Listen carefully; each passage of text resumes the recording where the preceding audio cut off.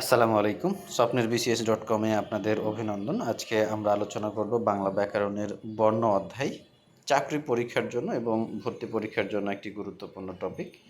আজকের আলোচনায় থাকবে শ্রেণীবিভাগ, বর্ণের ধরন এবং সঠিক উচ্চারণ এবং সাথে সাথে প্রয়োগের নিয়মাবলী সম্পর্কে আলোচনা করব। চলুন আমরা আজকের আলোচনা শুরু করি। বাংলা ব্যাকরণের বর্ণের পরিচয়। ধ্বনি নির্দেশক চিহ্নকে মূলত বর্ণ বলা হয়, অর্থাৎ ধ্বনির লিখিত রূপকেই আমরা বর্ণ বলি, যেমন ও, আ, ক, খ ইত্যাদি। বর্ণ মূলত দুই প্রকার, স্বরবর্ণ এবং ব্যঞ্জনবর্ণ। বাংলা ভাষায় মোট বর্ণ হচ্ছে 50টি। বাংলা ভাষায় স্বরবর্ণের সংখ্যা 11টি এবং ব্যঞ্জনবর্ণ 39টি। ধ্বনি দিয়ে আটি বাঁধা শব্দই হচ্ছে ভাষার ইট, অর্থাৎ একটা দেয়াল গাঁথার জন্য যদি আমরা ইট ব্যবহার করি এবং অনেকগুলো ইটের সমন্বয়ে একটা দেয়াল তৈরি হয়, ঠিক একইভাবে একাধিক বর্ণ দিয়ে আমরা শব্দের পরে আমরা বাক্য বানাতে পারি। এইভাবে আমরা আমাদের ভাষাকে ব্যবহার করতে পারি। অর্থাৎ যেমন একটা বিল্ডিংয়ের কেন্দ্রবিন্দু বা ক্ষুদ্র অংশ হচ্ছে ইট, তেমনইভাবে একটি ভাষার কেন্দ্রবিন্দু বা ক্ষুদ্র অংশই হচ্ছে বর্ণ। নাসিক্য বর্ণ মূলত 5টি, যথা ও, ইয়, মূর্ধন্য, দন্ত ন, ম।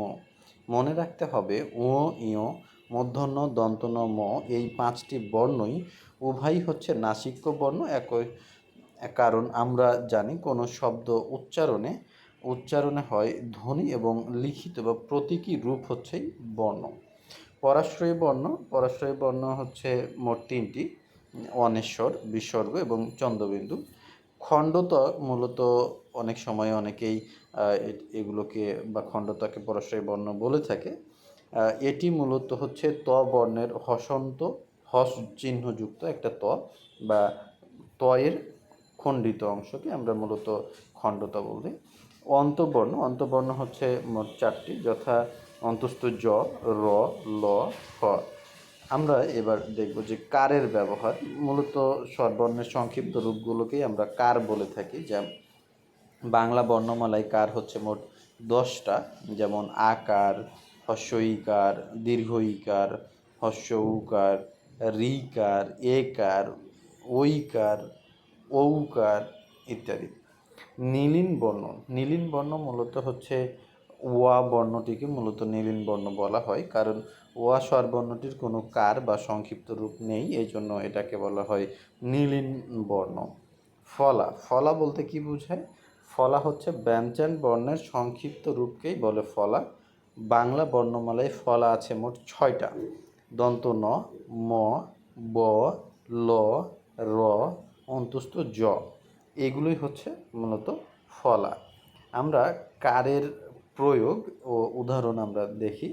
যেমন আকার থাকলে যেমন বাবা, মা, চাকা বা বাসা, ভাষা, পাকা ইত্যাদি হচ্ছে আকারের ব্যবহার। একইভাবে হস্য ইকার, যেমন পাখি, ক্ষয় রাশিকারে হস্য ইর ব্যবহার হয়, এজন্য এটা হচ্ছে রাশিকার বা সংক্ষিপ্ত রূপ। দীর্ঘ ইকার, যেমন নীতি, তাহলে দন্ত নয়ে দীর্ঘি নি, হস্য দীর্ঘ ই এর ব্যবহার হচ্ছে, এজন্য এটা হচ্ছে দীর্ঘ ইকার। একইভাবে হস্য উকার, দীর্ঘ উকার, রিকার, একার, ওকার, ঐকার এগুলো সবই হচ্ছে কারের ব্যবহার। আশা করছি আপনারা এগুলো জানেন, এগুলো সম্পর্কে আর কথা বাড়াচ্ছি না। ফলা এর প্রয়োগ। ফলা একইভাবে মূলত ব্যঞ্জন বর্ণের সাথে ব্যঞ্জন বর্ণের যুক্ত হয়ে থাকে, যেমন দন্ত ন এবং মূর্ধন্য ন এগুলো ফলা যুক্ত হতে পারে। যেমন অগ্নি, তাহলে গও ব্যঞ্জন বর্ণ এবং দন্ত ন ব্যঞ্জন বর্ণ, তাহলে গয়ের সাথে দন্ত ন যুক্ত হয়েছে বলে এটাকে আমরা বলছি যে গয়ে দন্ত ন ফলা। ঠিক আছে, অগ্নি। তো এগুলো মূলত যুক্তাক্ষর বা ফলা, বা আমরা ফলা বলছি এর জন্য যে ব্যঞ্জন বর্ণের সাথে ব্যঞ্জন বর্ণের যুক্ত হওয়াকে মূলত ফলা বলে। সহজ বিষয়গুলো আমরা তার পরবর্তীতে যেটা দেখব যে বর্ণ ও অক্ষরের মধ্যে পার্থক্যটা আসলে কী আছে। সহজ বিষয় আমরা প্রতিনিয়তই ভুল করি। আমরা সবাই জানি যে বর্ণ আর অক্ষর এক জিনিস নয়। এটিও জানি বর্ণ ও অক্ষর একে অপরের প্রতিশব্দ কিংবা সমর্থক শব্দও নয়। অক্ষর হচ্ছে বাকযন্ত্রের স্বল্পতম প্রয়াসে উচ্চারিত ধ্বনি বা ধ্বনিগুচ্ছ, আর বর্ণ হচ্ছে ধ্বনির লিখিত রূপ বা ধ্বনি নির্দেশক শব্দ বা চিহ্ন। আমরা আরেকটু সহজভাবে বলতে যাই যদি, তাহলে ইংরেজি গ্রামারে আপনারা জেনেছেন যে সিলেবল বলে একটা কথা আছে। সিলেবল হচ্ছে অক্ষর, আর লেটার যেগুলো এ বি সি এগুলো হচ্ছে লেটার বা বর্ণ। ঠিক একইভাবে একটা শব্দের ক্ষুদ্রতম অংশকে বলা হয় অক্ষর, এবং বর্ণ হচ্ছে একটা ধ্বনি বা আওয়াজ, যেটার মাধ্যমে বা কতগুলো বর্ণ পাশাপাশি বসে অর্থ প্রকাশ করলে একটা শব্দ তৈরি হয়, সেগুলোকে বলা হয় বর্ণ। আশা করছি আপনারা বিষয়টি ক্লিয়ার হয়েছেন।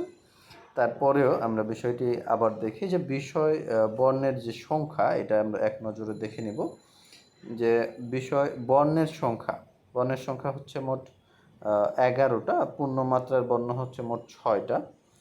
যদি বলি যে বর্ণের সংখ্যা স্বরবর্ণের দিক থেকে 11টা এবং ব্যঞ্জন বর্ণ হচ্ছে 39টা, মোট তাহলে দাঁড়ায় 50টা। পূর্ণমাত্রার বর্ণ হচ্ছে 6টা এবং ব্যঞ্জন বর্ণ হচ্ছে 26টা। যদি পূর্ণমাত্রার মোট সংখ্যা বলি তাহলে পূর্ণমাত্রার সংখ্যা হচ্ছে মোট 32টা। অর্ধমাত্রার বর্ণ হচ্ছে একটা স্বরবর্ণের দিক থেকে, এবং ব্যঞ্জন বর্ণ হচ্ছে মোট 7টা। অর্ধমাত্রার সর্বমোট সংখ্যা হচ্ছে 8টি। মাত্রাহীন বর্ণ হচ্ছে স্বরবর্ণের আছে 4টা। 4টা কী কী? এ, ওই, ও, ঔ। এবং ব্যঞ্জন বর্ণের আছে মোট 6টা: ও, ইয়, খণ্ডত, অন্বেষর, বিসর্গ। তাহলে মাত্রাহীন বর্ণ হচ্ছে সর্বমোট 10টা। আশা করছি বিষয়টা ক্লিয়ার হয়েছে। আমরা এবার জানবো যে বর্ণের মাত্রা বিষয়ক তথ্য এবং স্বরবর্ণের যেটা বিষয় থাকে, স্বরবর্ণের প্রকারভেদ। স্বরবর্ণ কত প্রকার? স্বরবর্ণ মূলত হর্ষস্বর। হর্ষস্বর হচ্ছে মোট 4টা। কী কী? স্বরওয়া, হর্ষই, হর্ষৌ, রি। এবং দীর্ঘ স্বর আছে 7টা। কী কী? আ, দীর্ঘ ই, দীর্ঘ উ, এ, ওই, ও, ঔ। মূলত মৌলিক স্বর, স্বরবর্ণের যে মৌলিক স্বর হচ্ছে 7টা: ওয়া, আ, হর্ষই, হর্ষৌ, এ, ও, এ।